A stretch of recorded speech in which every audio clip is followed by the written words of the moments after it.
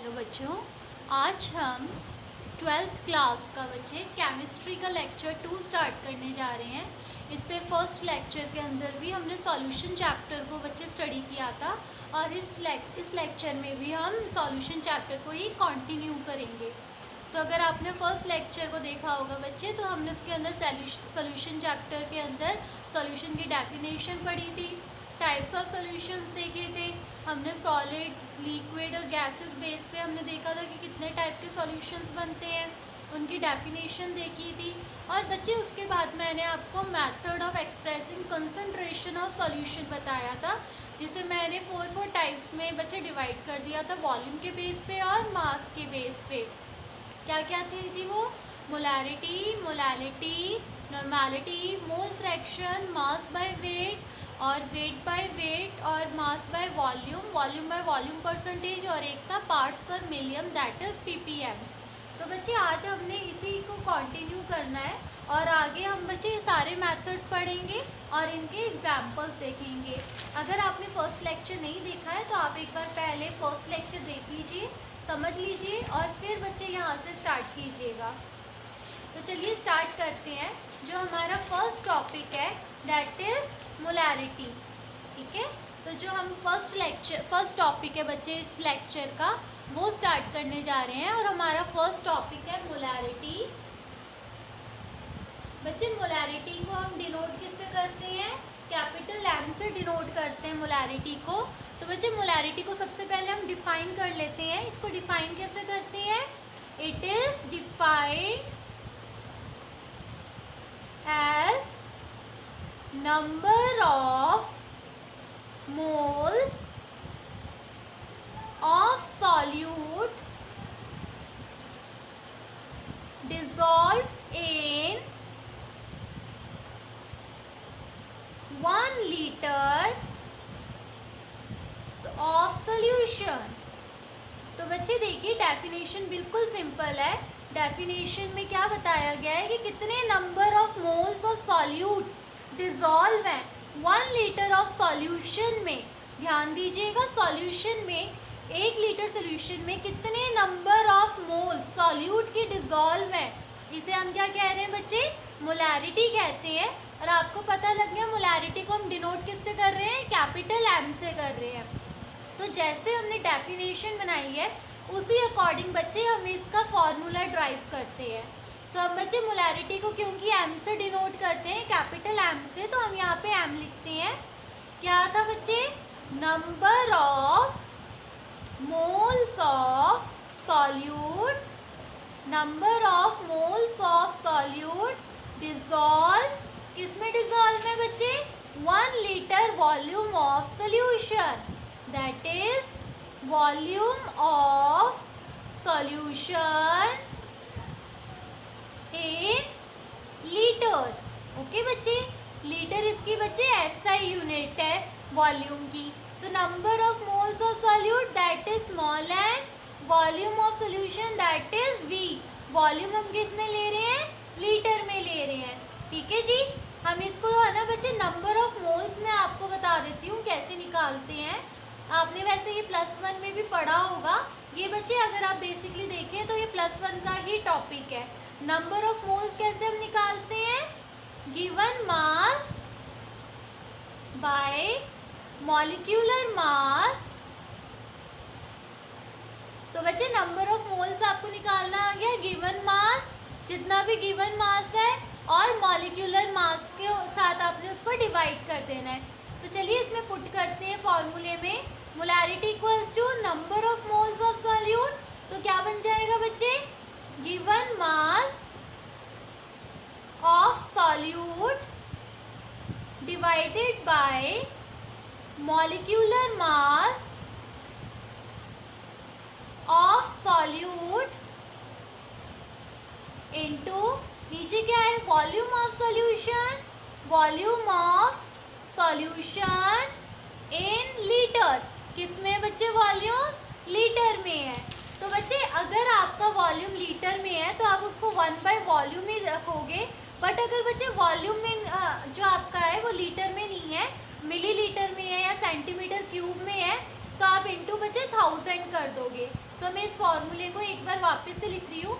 इसको लिखने से पहले बच्चे मैं आपको एक क्लियर कर दूँ बात। इससे पहली वाली वीडियो में मैंने आपको बताया था कि solute plus solvent form solution. Solute और अगर हम सॉल्वेंट को मिला दें तो बच्चे सॉल्यूशन बन जाता है। एक बात आपको याद रखनी है, जब जब हम बात सॉल्यूट की करेंगे तो उसके लिए एब्रीविएशन बी यूज़ होएगा, और जब हम बात सॉल्वेंट की करेंगे तो उसके लिए एब्रीविएशन यूज़ होएगा ए। कैसे? जैसे हम सॉल्यूट का वेट कह रहे हैं तो डब्ल्यू बी, अगर मॉलिक्यूलर मास कह रहे हैं तो एम बी, और अगर हम सॉल्वेंट के वेट की बात कर रहे हैं तो डब्ल्यू ए, अगर सॉल्वेंट के मॉलिक्यूलर मास की बात कर रहे हैं तो एम ए। याद रहेगी ये बात आपको बच्चे? तो चलिए आगे देखते हैं, फॉर्मूला ड्राइव करते हैं। गिवन मास ऑफ सॉल्यूट, तो बच्चे वो उसका वेट है सॉल्यूट का W B divided by molecular mass of solute, तो उसे किससे डिनोट करेंगे? एम बी से, इनटू बच्चे हम 1000 यहाँ पे इसलिए ले रहे हैं क्योंकि अगर आपका वॉल्यूम मिलीलीटर में होगा या फिर सेंटीमीटर क्यूब में होगा तो आप इंटू 1000 करोगे। अगर आपका वॉल्यूम लीटर में है तो आपको इंटू 1000 करने की ज़रूरत नहीं है। तो बच्चे ये फॉर्मूला बन गया मोलैरिटी का, given mass of solute divided by molecular mass of solute into 1000 by volume of solution if it is in millilitre और सेंटीमीटर क्यूब। क्लियर है जी? कोई प्रॉब्लम यहाँ तक? तो इसके बेसिस पे बच्चे हम यूनिट ड्राइव करते हैं मोलैरिटी की। क्या बन गई? अभी हमने देखा molarity equals to number of moles of solute dissolve per litre volume of solution. तो यहाँ से बच्चे इसके यूनिट ड्राइव करते हैं, number of moles of solute.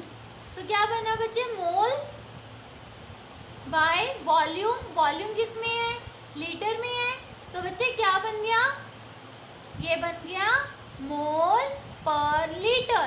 क्या यूनिट बन गई बच्चे मोलैरिटी की?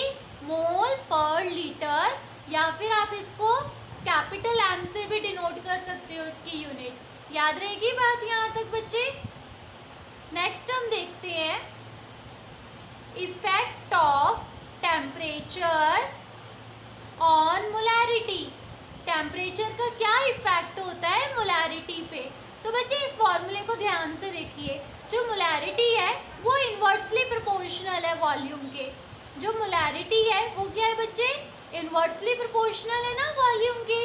तो इसका मतलब क्या हुआ बच्चे कि अगर वॉल्यूम इंक्रीज करेगा तो मोलैरिटी डिक्रीज करेगी, और अगर वॉल्यूम बच्चे डिक्रीज करेगा तो मोलैरिटी इंक्रीज करेगी। अब बच्चे जो वॉल्यूम होता है सॉल्यूशन का, जो वॉल्यूम होता है बच्चे वो डायरेक्टली प्रोपोर्शनल होता है टेम्परेचर के।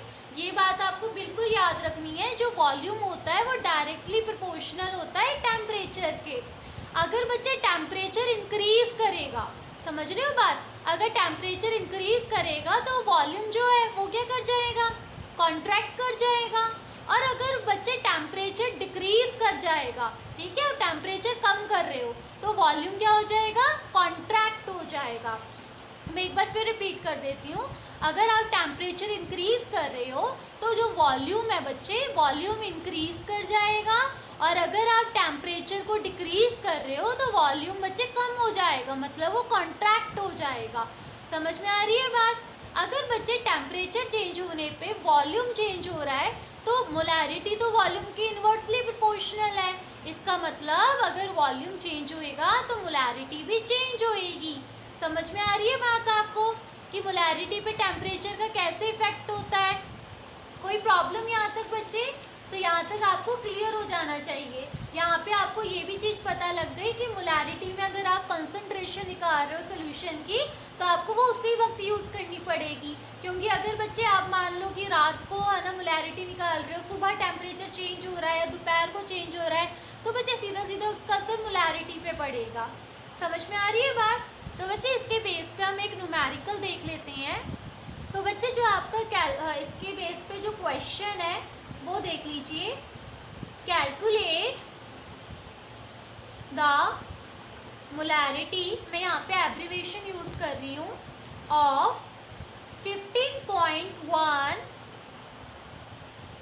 calculate the molarity of solution containing 9.8 gram of sulfuric acid dissolved in 10 litre of solution. तो बच्चे ये आपके पास क्वेश्चन है, आपको इसको सॉल्व करना है। अब इस क्वेश्चन को ध्यान से देखिए। तो इस क्वेश्चन से आपको बच्चे ये क्लियर हो रहा है कि जो आपके पास मास ऑफ H2SO4 है, H2SO4 डिजॉल्व है बच्चे 10 लीटर ऑफ सोल्यूशन में। तो जो सल्फ्यूरिक एसिड है वो क्या है आपका सॉल्यूट, और 10 लीटर आपके पास सोल्यूशन है। तो जो आपके पास वेट ऑफ सॉल्यूट है वो कितना है 9.8 ग्राम, और जो वॉल्यूम है सोल्यूशन का बच्चे टोटल, जब हम सोल्यूशन की बात करेंगे तो ए बी कुछ नहीं लगाएंगे, सॉल्यूट के लिए बी लगाते हैं, सॉल्वेंट के लिए ए लगाएंगे, ठीक है। तो जो वॉल्यूम ऑफ सोल्यूशन है वो है 10 लीटर। आपको क्या निकालना है बच्चे, मोलैरिटी निकालनी है। मोलैरिटी का फॉर्मूला क्या था, given weight of solute by molecular mass of solute into 1000 by volume of solution. तो इसमें पुट करते हैं हम molarity equals to given weight of solute is 9.8, और बच्चे जो मॉलिक्यूलर मास होता है बच्चे H2SO4 का वो भी कितना होता है 98 होता है, इनटू 1000 बाय वॉल्यूम कितना है बच्चे, सॉरी आपको वॉल्यूम यहाँ पे बच्चे लीटर में ही है तो आपको 1000 लगाने की ज़रूरत नहीं है, ठीक है जी। तो यहाँ तक आपको समझ में आ रहा है, कोई प्रॉब्लम यहाँ तक बच्चे। तो आगे देखते हैं बच्चे, जब आप इसको डिवाइड करते हो तो बच्चे डिवाइड करने पे आपके पास जो मोलैरिटी आ रही है वो क्या आ रही है 0.01 मोल पर लीटर। आप इसको मोल पर लीटर से भी डिनोट कर सकते हो या कैपिटल एम से भी कर सकते हो। तो बच्चे हम सेकंड मेथड पढ़ते हैं। सेकंड मेथड है हमारा मोलैरिटी, और मोलैरिटी को हम डिनोट करते हैं बच्चे स्मॉल एम से। इसको हम डिफाइन कैसे करते हैं, it is defined as number of moles of solute dissolved in 1 kg of solvent। यहाँ पे आपको डिफरेंस दिख रहा है मोलैरिटी और मोलैलिटी के बच्चे डेफिनेशन में। वहाँ पे भी number of moles of solute था, बट वो 1 लीटर ऑफ सॉल्यूशन के अंदर डिसॉल्व था, और मोलैलिटी के केस में 1 kg ऑफ सॉल्वेंट के अंदर हम बच्चे number of moles of solute ले रहे हैं। तो यहाँ से डेफिनेशन से बच्चे क्या बन गया, number of moles of solute dissolve in mass of solvent in kg। kg is also the SI unit of mass। अगर आपके पास बच्चे मास ऑफ सॉल्वेंट ग्राम्स में है तो आप इंटू 1000 करोगे, आप यहाँ पे बच्चे इंटू 1000 लिख लोगे अगर आपका मास kg की जगह ग्राम में होगा, बट अगर kg में ही है तो आपको इंटू 1000 लिखने की ज़रूरत नहीं है। समझ में आई बात। तो number of moles of solute तो निकालना मैंने आपको बता ही दिया था, हम डायरेक्ट फार्मूला लिखते हैं। तो बच्चे मोलैलिटी का फॉर्मूला क्या बन गया, number of moles of solute क्या है, given mass of solute by molecular mass of solute into, हम बच्चे सॉल्वेंट को ग्राम्स में मान के चलते हैं, सॉल्वेंट के मास को, इनटू 1000 बाय मास ऑफ, अब यहाँ पे सॉल्वेंट के मास की बात हो रही है ना, तो हम एब्रीविएशन यूज करेंगे WA, मास ऑफ सॉल्वेंट, ठीक है जी। तो ये बन गया आपका मोलैलिटी का फॉर्मूला। Molality equals to given mass of solute divided by molecular mass of solute into 1000 by weight of solvent if your weight of solvent is in grams. Okay जी। तो अब इसके यूनिट्स भी ड्राइव कर लेते हैं। तो बच्चे इसका भी हमने देखा क्या है, नंबर जो मोलैलिटी है वो किसके इक्वल है, number of moles of solute by given mass of solvent. तो number of moles of solute क्या है, वही मोल, और बच्चे वेट ऑफ सॉल्वेंट किस में होएगा, किलोग्राम के अंदर। तो बच्चे यूनिट क्या बन गई, मोल पर केजी। क्या बन गई, मोल पर केजी, या फिर आप इसको स्मॉल एम से भी डिनोट कर सकते हो। ठीक है जी। तो जैसे हमने पीछे बच्चे मोलैरिटी के केस में इफेक्ट ऑफ टेम्परेचर देखा था, वैसे हम यहाँ पे भी देख लेते हैं effect of temperature on molarity. ठीक है बच्चे।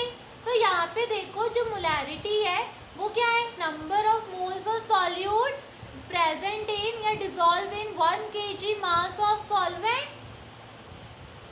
ठीक है जी। तो यहाँ पे बच्चे कहीं पे भी वॉल्यूम है नहीं ना, जो मास है वो इन्वर्सली प्रोपोर्शनल है वेट पे। और बच्चे वेट पे कोई असर नहीं होता, चाहे टेम्परेचर इंक्रीज करे चाहे टेम्परेचर डिक्रीज करे, जो बच्चे ना वेट है वो एज इट इज़ रहता है। इसका मतलब क्या है कि टेम्परेचर चाहे इंक्रीज हो जाए चाहे डिक्रीज हो जाए, मोलैरिटी पे कोई इफेक्ट नहीं पड़ेगा। No effect on molarity. Clear है जी, कोई प्रॉब्लम यहाँ तक? तो इसके बेस पे बच्चे हम एक न्यूमेरिकल देख लेते हैं। तो बच्चे जो आपका क्वेश्चन है वो है कैलकुलेट द मोलैरिटी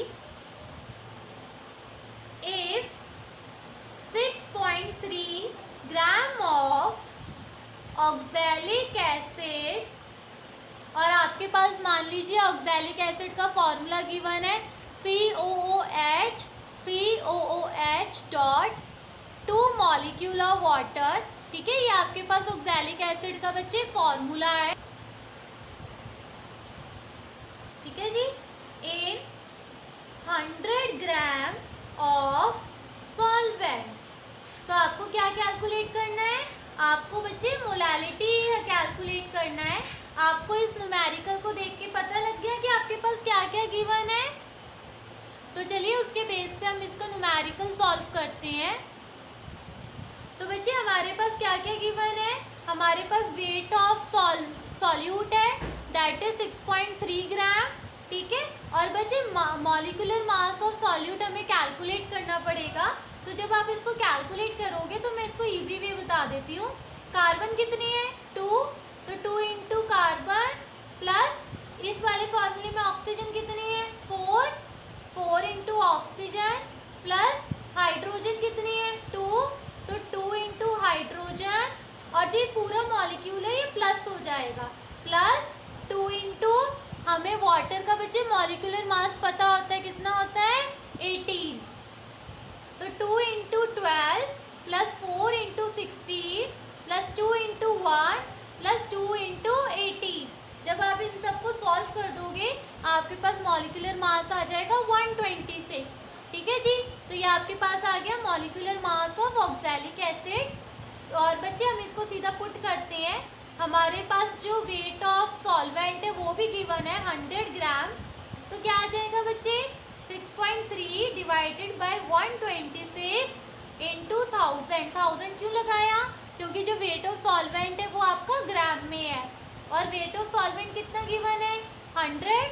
तो इसको सॉल्व कर लीजिए, इसको सॉल्व करके आपके पास आंसर आ रहा है बच्चे 0.5 मोलैरिटी, या फिर आप कह सकते हो मोल पर केजी, या फिर आप सिंपल एम से भी इसको डिनोट कर सकते हो। तो आपको बच्चे यहाँ तक समझ में आया। इसके बाद जो हमारे पास नेक्स्ट टॉपिक है दैट इज़ नॉर्मैलिटी। तो बच्चे नेक्स्ट टॉपिक देखते हैं हम हमारा, that is normality. Next method है कंसंट्रेशन ऑफ सोल्यूशन को मेजर करने के लिए नॉर्मैलिटी। नॉर्मैलिटी को बच्चे डिनोट करते हैं कैपिटल एन से। ठीक है जी, और इसको डिफाइन करते हैं पहले, it is defined as the number of gram equivalent of solute present in 1 liter of the solution। ठीक है जी, तो बच्चे नॉर्मैलिटी क्या होता है, कि कितने number of gram equivalent solute के प्रेजेंट है 1 लीटर ऑफ सॉल्यूशन के अंदर, उसे हम नॉर्मेलिटी कहते हैं। और नॉर्मेलिटी को हम डिफाइन करते हैं कैपिटल N से। तो बच्चे हम इसका फॉर्मूला ड्राइव करते हैं। Normality equals to number of gram equivalent of solute divided by volume of solution in litre. ठीक है जी। तो बच्चे आगे बढ़ते हैं। Number of gram of equivalent of solute, इसे कैसे एक्सप्रेस करेंगे? जैसे अभी आपने नंबर ऑफ मोल्स को एक्सप्रेस किया था ना, given mass by molecular mass, उसी तरीके से number of gram equivalent of solute, इसे कैसे एक्सप्रेस करते हैं बच्चे? मास ऑफ सॉल्यूट, जितना आपके पास गिवन मास है सॉल्यूट का, वहाँ पे हम मॉलिक्यूलर मास ऑफ सॉल्यूट लेते थे, यहाँ पे हम लेंगे इक्विवेलेंट। समझ रहे हैं बात? Equivalent mass of solute. बच्चे इक्विवेलेंट का मतलब क्या होता है? इक्विवेलेंट का मतलब होता है कि एक सॉल्यूशन में, एक रिएक्शन में कितने एग्जैक्ट नंबर ऑफ जो मोल्स हैं वो एक्चुअल में रिएक्ट कर रहे हैं। समझ रहे हो बात? जैसे H2SO4 है, वो 2H रिलीज कर सकता है, तो एक्चुअल में उसके एग्जैक्टली 2H रिएक्ट कर रहे हैं, तो उसी को हम कहते हैं equivalent mass of solute into 1 bye volume of solution. ठीक है जी। और सॉल्यूशन किस में है आपका? लीटर में है। तो इसको बच्चे फॉर्मूले को वर्डिंग में करते हैं। तो क्या फॉर्मूला बन गया आपका? Normality equals to given mass of solute by equivalent weight of solute into 1000 किस केस में लेना है आपको? अगर आपको वॉल्यूम बच्चे मिलीलीटर में है या फिर सेंटीमीटर क्यूब में है। ठीक है जी। तो ये आपका फॉर्मूला बन गया नॉर्मेलिटी का। अब यहाँ से बच्चे हम इसके यूनिट भी ड्राइव कर लेते हैं कि इसकी यूनिट क्या है। नॉर्मेलिटी क्या है बच्चे? नॉर्मेलिटी है number of moles of equivalent. ठीक है, equivalent moles of solute divided by volume of solution. यही है ना बच्चे।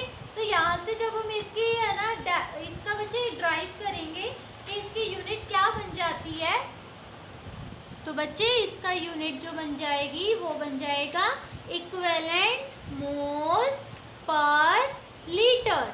समझ में आई बात? या फिर आप इसको सिंपली N से डिनोट कर सकते हो। तो बच्चे सबसे पहले हम सीखते हैं कि इक्विवेलेंट वेट ऑफ सब्सटेंस आप कैसे निकाल सकते हो। तो मैं यहाँ पे आपको बच्चे एक बार इक्विवेलेंट वेट की डेफिनेशन भी बता देती हूँ। इक्विवेलेंट वेट ऑफ सब्सटेंस ये होता क्या है? ठीक है, हम सबसे पहले यही समझते हैं। तो बच्चे इक्विवेलेंट वेट क्या होता है? It is defined as number of parts by weight of it which can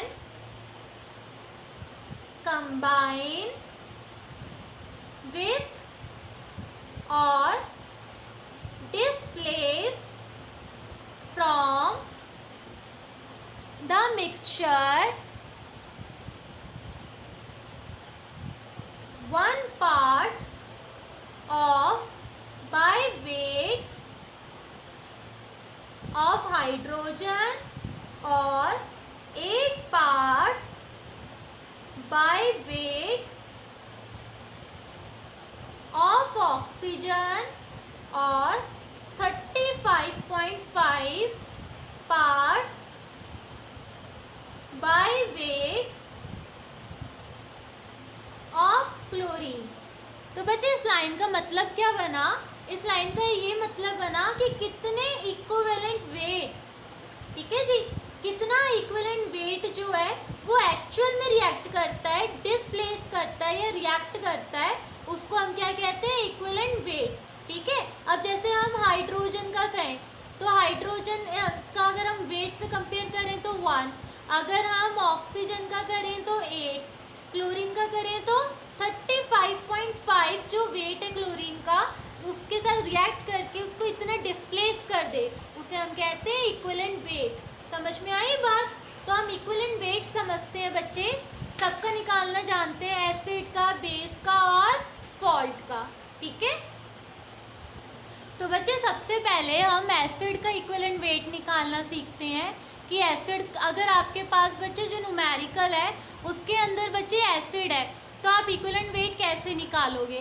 तो कैसे निकालोगे बच्चे? उसका फॉर्मूला होता है given mass, given molecular mass, sorry आप मॉलिक्यूलर मास भी कह सकते हैं, molecular mass divided by molecular. अगर बच्चे एसिड है तो हम उसकी बेसिसिटी देखते हैं, अगर बेस है तो हम उसकी एसिडिटी देखेंगे, और अगर आपके पास सॉल्ट है तो आप उसका चार्ज देखोगे। अब इन केस ऑफ एसिड तो आप क्या देखोगे बच्चे? बेसिसिटी। तो इसका फॉर्मूला क्या बन जाएगा?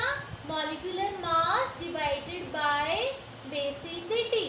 ठीक है, तो अब इक्विवेलेंट वेट निकालते हैं बच्चे एसिड्स का।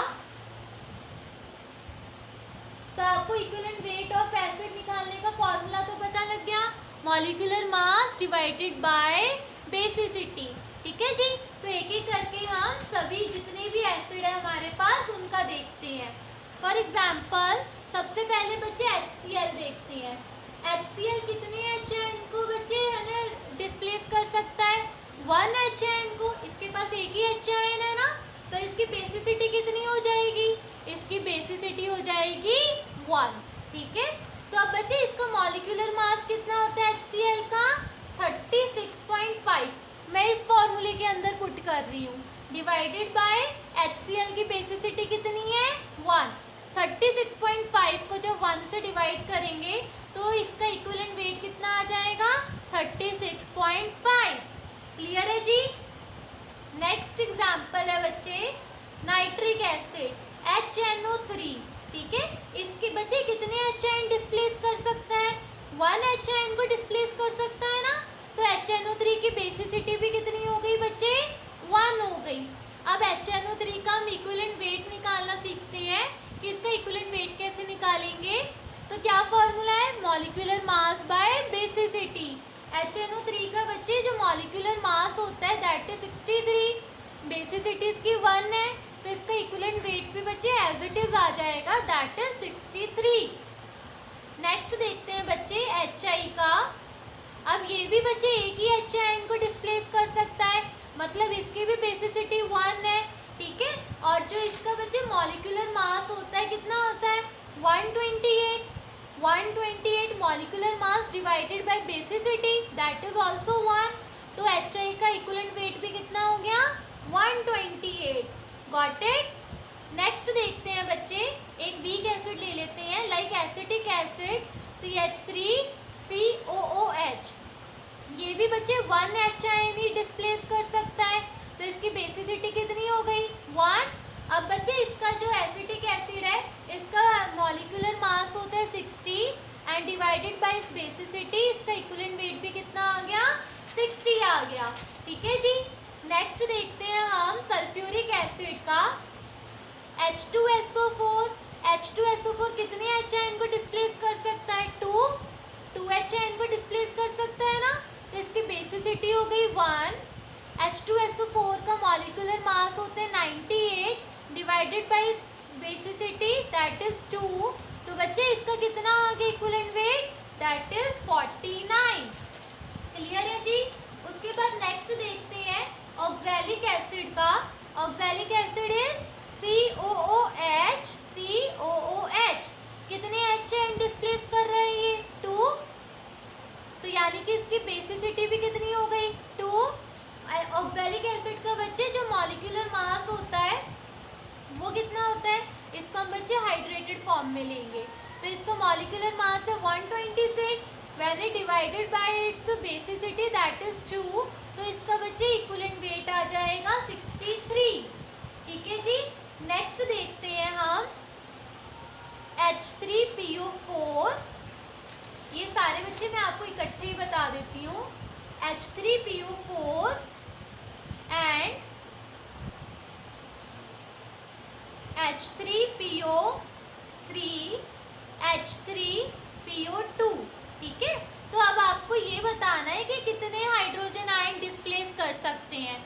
तो बच्चे इनका हाइड्रोजन आयन डिस्प्लेसमेंट बताने के लिए सबसे पहले हम इनका स्ट्रक्चर देख लेते हैं।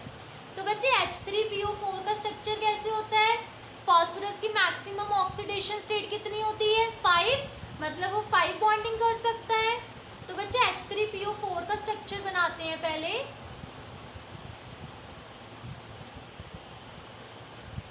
तो this is the structure of H3PO4। तो बच्चे H3PO4 कितने H आयन डिस्प्लेस कर सकता है?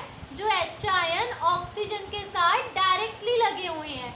कितने हाइड्रोजन ऑक्सीजन के साथ डायरेक्टली लगे हुए हैं? 3, मतलब H3PO4 कितने H आयन को डिस्प्लेस कर सकता है बच्चे?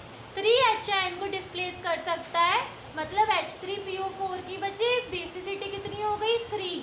ठीक है जी। और जो बच्चे H3PO4 है, इसका जो मॉलिक्यूलर मास होता है that is 98, and 98 divided by 3 कितना आ गया? 98 डिवाइडेड बाय 3 आ गया 32.67। ठीक है जी। नेक्स्ट देखते हैं H3PO3। पहले इसका स्ट्रक्चर बना लेते हैं बच्चे।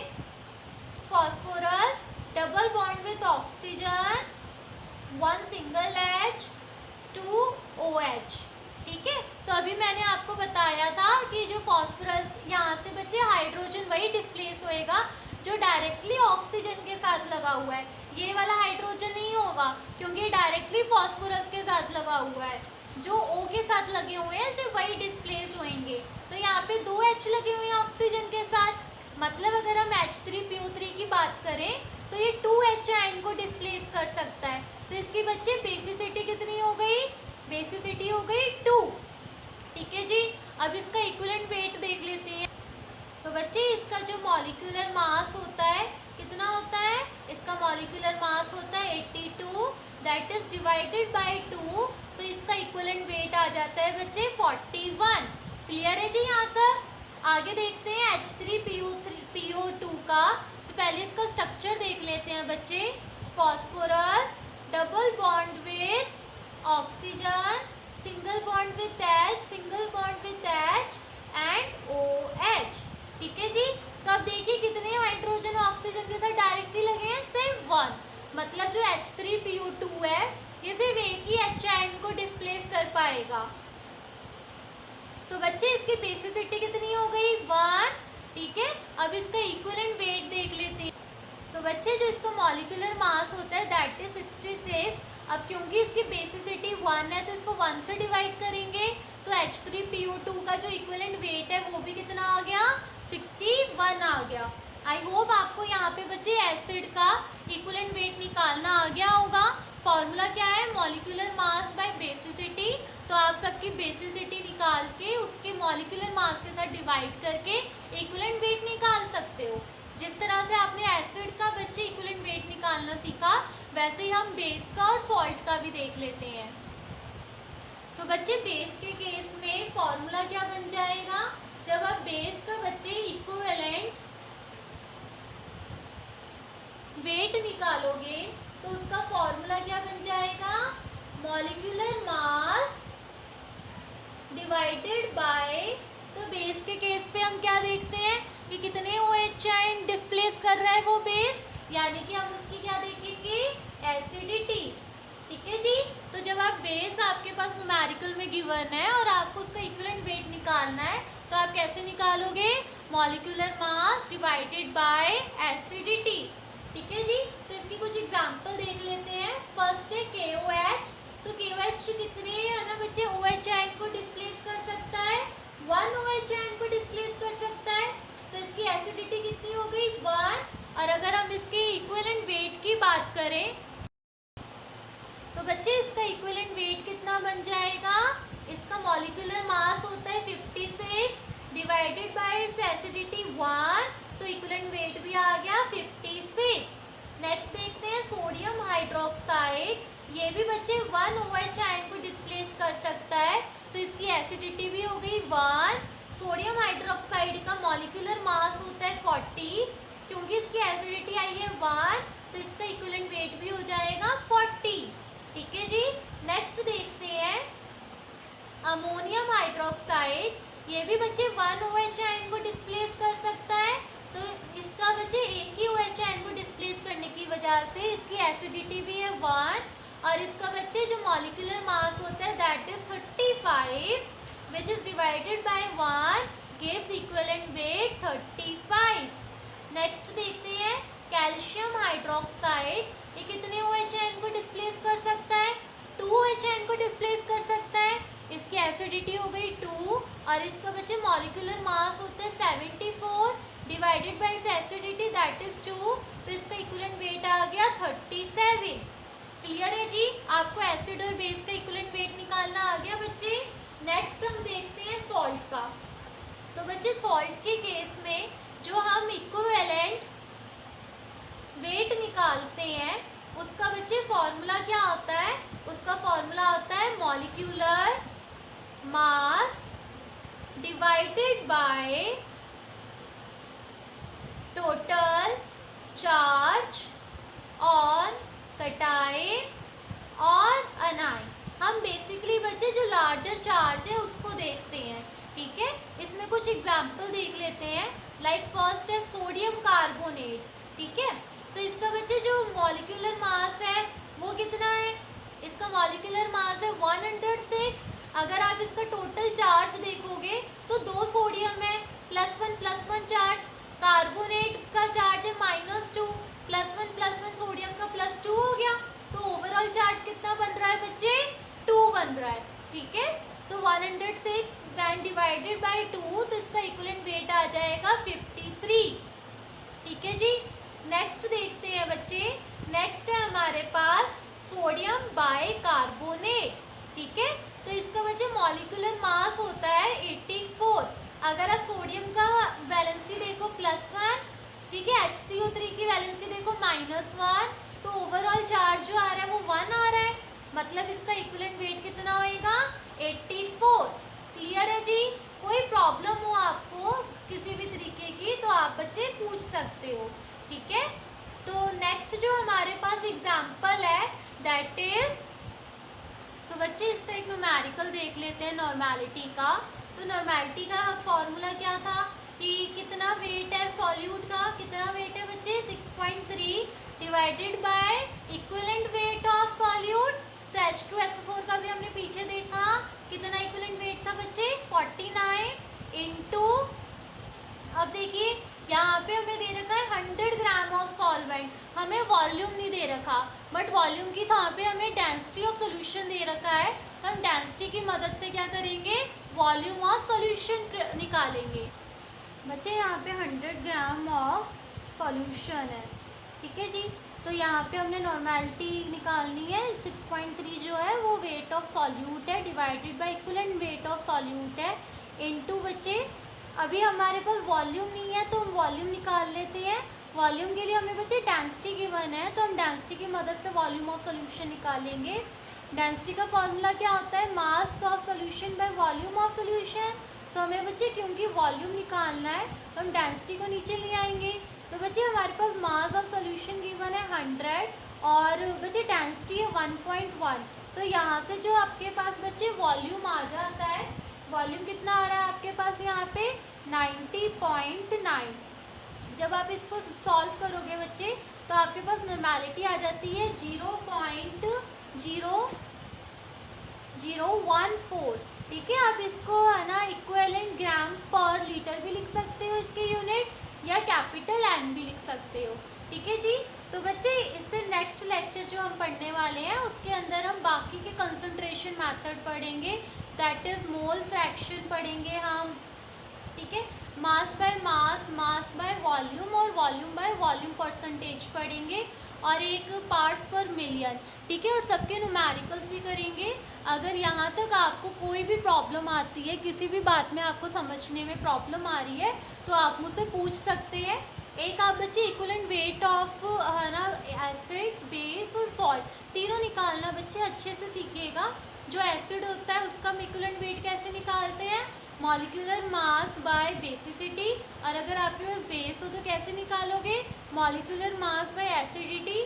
अगर आपके पास सॉल्ट हो तो उसका इक्विवेलेंट वेट कैसे निकालते हैं, molecular mass by total charge on cation और अनायन। समझ में आई बात बच्चे? तो इससे नेक्स्ट लेक्चर के अंदर हम बाकी का मेथड्स जो है उसे कंटिन्यू करेंगे।